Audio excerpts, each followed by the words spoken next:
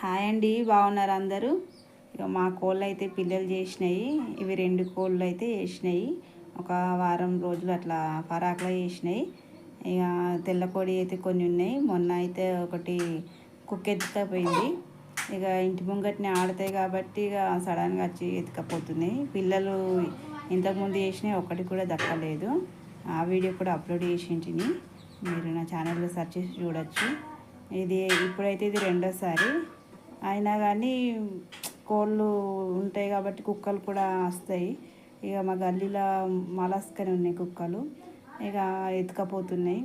ఇప్పుడైతే వారం రోజుల దాకా ఇంట్లోనే ఉన్నాయి.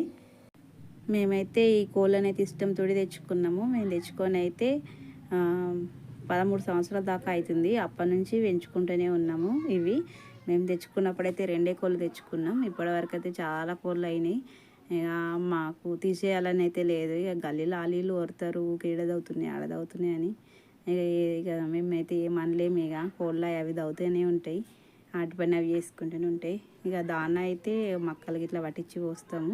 ఇక బియ్యం కూడా వెళ్తాము. ఇప్పుడైతే సన్న బియ్యం వేసిన, చిన్నగా ఉన్నాయి పిల్లలు. ఈ నల్ల కోడి అయితే మొన్న చేసింది పిల్లలు, అంటే 2 రోజులు అవుతుంది. పిల్లలు 5 పిల్లలు అయితే నల్లగా ఉన్నాయి.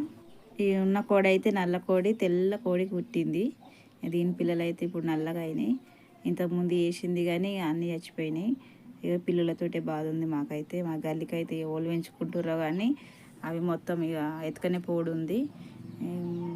ప్రస్తుతానికి అయితే ఇవి 8 పిల్లలు అయితే పుట్టినాయి. 3 అయితే బ్రౌన్ కలర్లో అయితే ఉన్నాయి, 5 నల్లగా ఉన్నాయి.